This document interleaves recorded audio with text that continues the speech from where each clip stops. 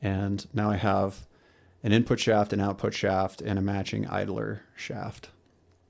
So the first thing that I need to do is increase the clearance on the portal box outer shell so that I can have enough room for an O-ring to seal the assembly together and keep oil in there. And also make sure I have enough room for those big 3/8 inch counterbores for the 12-point screw hardware that I'm using to keep the whole assembly together. So I was playing around with different gear ratios, trying to get as close to 2-to-1 as possible, but I settled on that 1.55.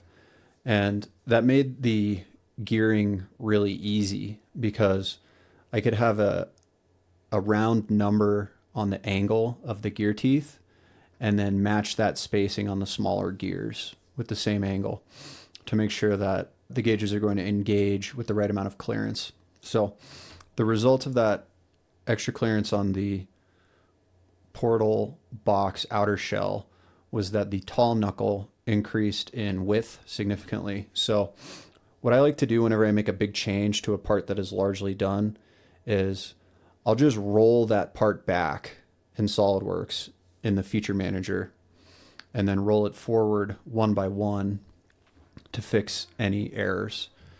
And that makes it a lot easier than, redesigning the part from scratch or chasing your tail on features that are all sort of interconnected. When you roll a feature set back, you're only editing one feature at a time in the sequence that it was built. So things are able to rebuild without error a lot more easily.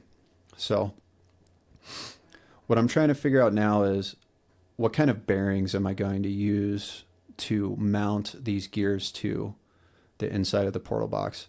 I wasn't originally planning on getting this detailed with the design. I was just going to leave it like a blank empty shell mock-up, but in order for this to all make sense and actually be machinable, I just need to add a couple of bearings, and it's really not that complicated.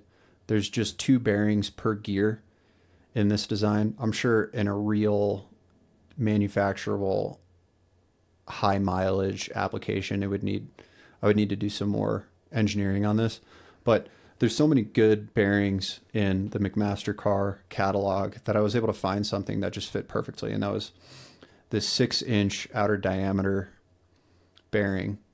It's a tapered roller bearing, so it does good with thrust and radial load, and that's perfect for this application because there's going to be a lot of forces on that output gear.